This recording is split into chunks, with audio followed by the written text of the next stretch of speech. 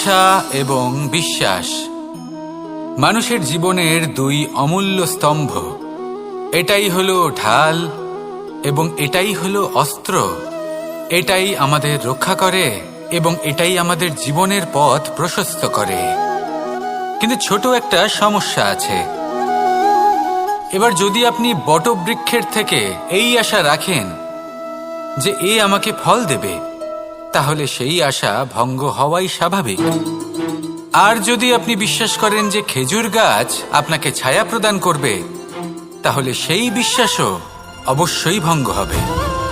তাহলে কি করা উচিত? চোখ বন্ধ করে যে কাউকে বিশ্বাস করার আগে বা যে কারোর থেকে আশা রাখার আগে নির্বাচন করুন যে কার ওপর বিশ্বাস রাখতে চান, কার ওপর আশা রাখতে চান। তবে আমি তো বলবো যে বিশ্বাস করতে হলে নিজের ওপর করুন, যে এই সংসারে এমন কোনো কাজ নেই যা আপনি করতে পারেন না।